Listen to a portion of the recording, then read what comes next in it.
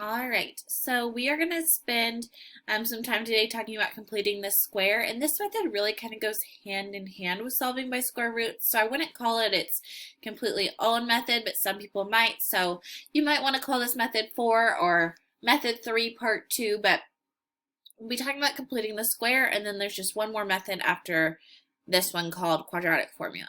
So we're getting close to the end here. So this one says, in 9.7, we solved by square roots. The problems were simpler because they were missing b terms. Today we'll look at perfect square trinomials. So how to essentially solve by square roots if you do have a b term.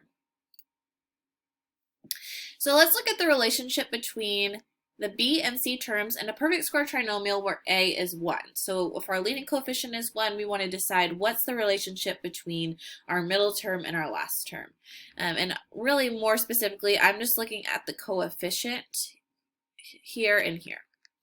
So to get from 6 to 9, or from -8 to 16, or from 3 to 9/4, we want to know what that relationship is. And normally I would ask you for your ideas and to give me some feedback, but since this is a video, I will just tell you what the relationship is. So the relationship is if you take the middle term divided by 2 and square it, you'll get the third term. So 6 divided by 2 is 3, 3 squared is 9.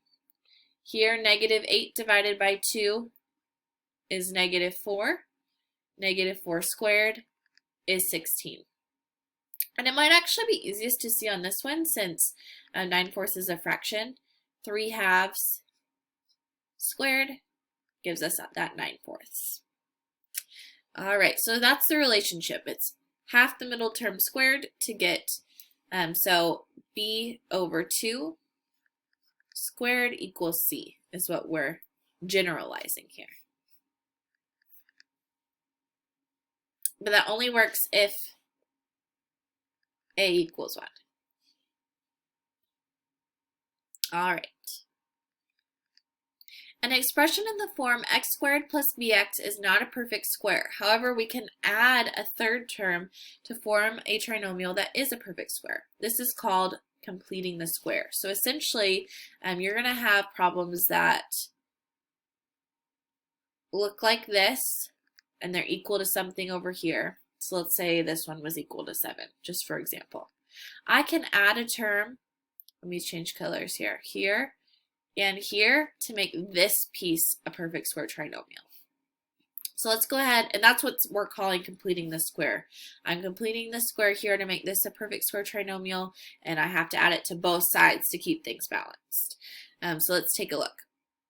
So for these, I just want to figure out what the missing term is, and then we'll talk more about how to use it to solve quadratics after.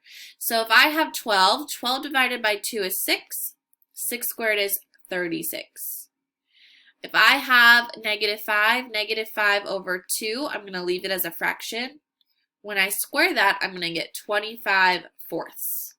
And your last term here will always be positive because a negative times a negative makes a positive. This one I'm going to go ahead and rearrange. We want biggest exponent to smallest for our standard form. And then half of 10 is 5. 5 squared is 25.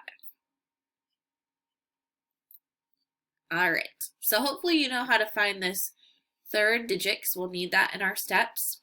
This slide are the steps we're going to take to do the full completing the square method. So first is to write our equation where we have our x squared and our x term on the left and our constant term on the right.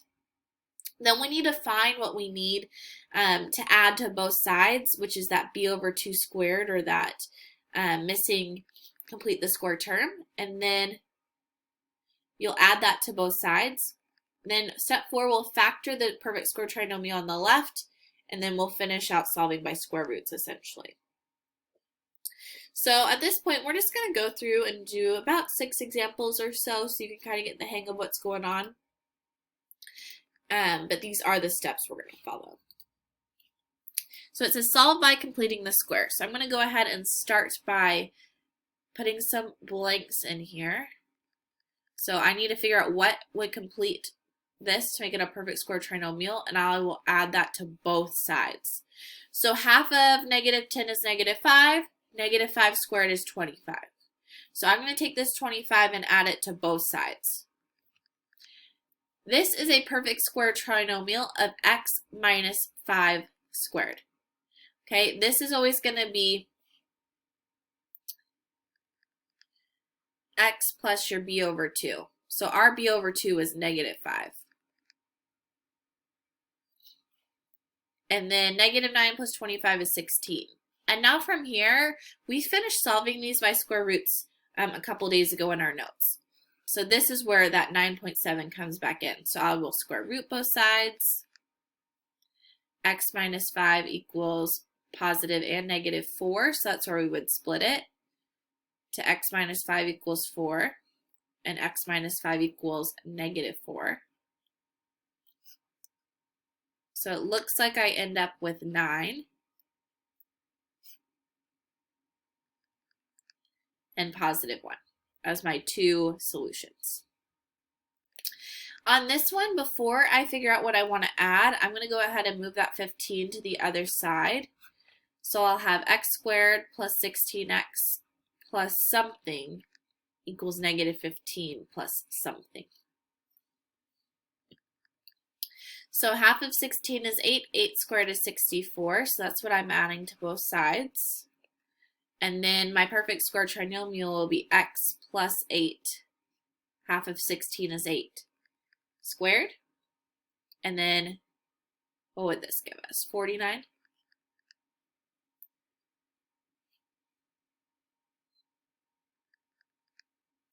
And then from here I would square root both sides. I get x plus 8 equals positive and negative 7. So you split. X plus 8 equals 7 is going to give us x equals negative 1. And x plus 8 equals negative 7 is going to give us x equals negative 15.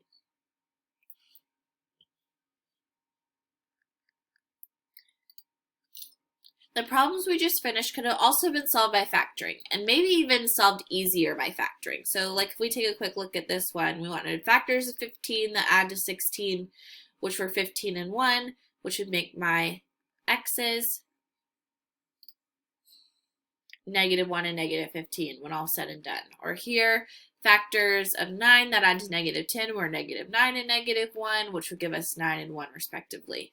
So this isn't the only method you can use to solve these, but there are going to be ones that can't be solved by factoring, which we're going to get into now. And they're not going to be nice whole numbers or even nice fractions. They're going to be what we call irrational numbers. And they can only be solved either by completing the square or the method we'll talk about next week called quadratic formula. So if they come out to be whole numbers, they probably could have been solved by factoring. And very honestly, I like to solve either by factoring or by quadratic formula, which we'll get into in a couple days. But today I'm going to show you how to solve them by completing the square, and maybe you will like this method the best. So just know these are going to get a little bit more messy, for lack of a better term, than the ones we just did. So we're going to add 6 to both sides to get this term out of the way for now.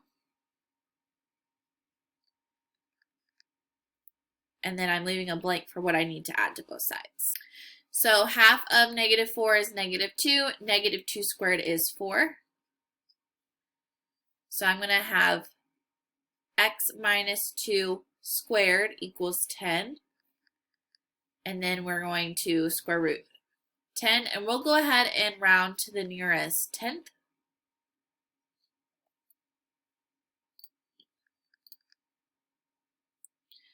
So the square root of 10 gives us 3.2 if we round. And remember, that's positive and a negative 3.2. And now we'll split. X minus 2 equals, let me rewrite that.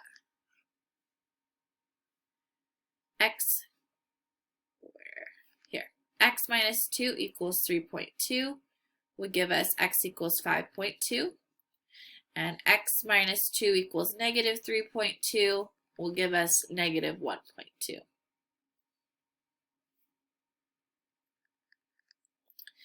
Okay, here I have a leading coefficient of -3, but I really want a leading coefficient of 1 if at all possible.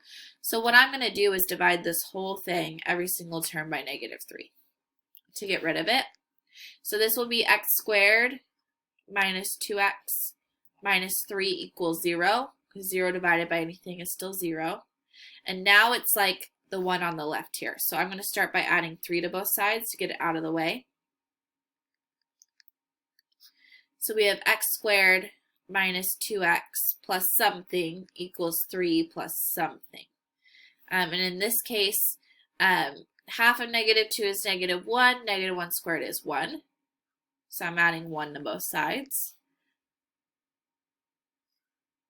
So then I have x minus 1 squared equals 4. So then I have x minus 1 equals positive and -2. So then we end up with 3.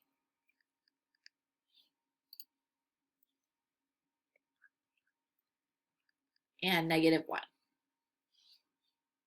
All right, we're going to do 2 more examples here. So again, this one has a leading coefficient of 2, so I'm going to divide the whole thing by 2, all the way across, all 4 pieces. So that'll give me x squared plus 10x minus 5 equals 0. And now I can move the 5 to the other side. So I'll have x squared plus 10x plus something equals 5 plus something.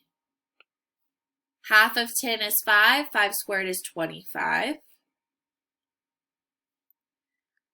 So now I have x plus 5 squared equals 30.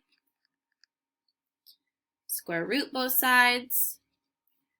X plus 5 equals positive or negative.